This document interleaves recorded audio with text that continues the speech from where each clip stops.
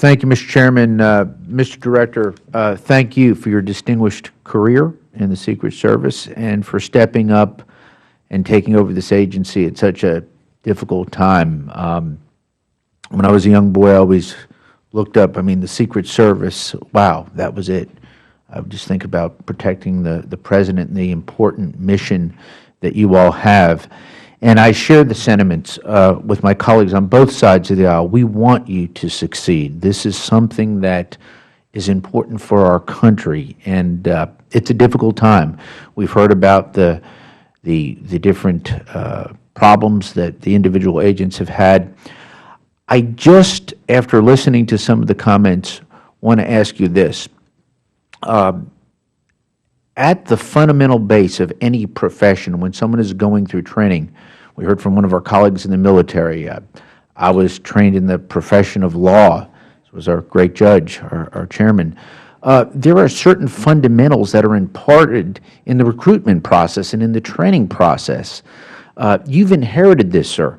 I guess my question for you is, how do we impart the values, the good inherent values of the Secret Service to the recruits and bring that through the training process so that when an agent comes to the point of becoming an agent, these issues are something that he or she would just stand up and say no to?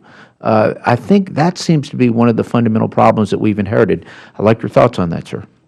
Well, you're exactly right. First of all, in terms of our hiring and recruiting process, it's a 7 to 9 month process, and everyone gets a polygraph, a background check. They're thoroughly checked out. Then when we get them into our training, they are given classes on ethics, professionalism, and it's driven home. Somewhere after that training is where we lose them.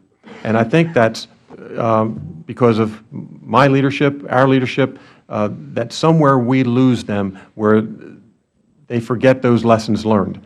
And I think the only way we get that back is by, again, the accountability that we drive home so that people realize that there are consequences to individual behavior. Okay.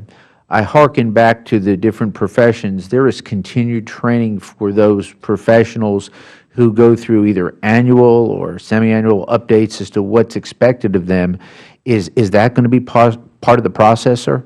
We do 5-year updates to go back into their neighborhoods and make sure that they're good citizens and so on.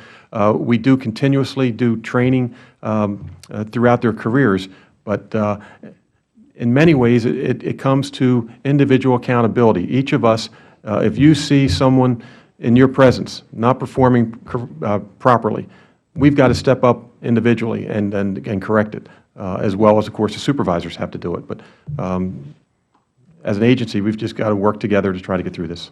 Yes, sir.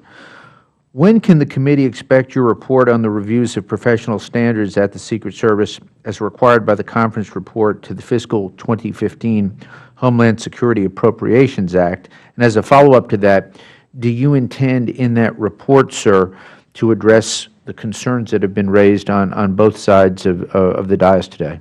I'm sure that will be addressed in that report. I don't have a date. Does anyone have a near future? Yeah, in the near future, but we'll give you more definitive dates once we conclude this hearing.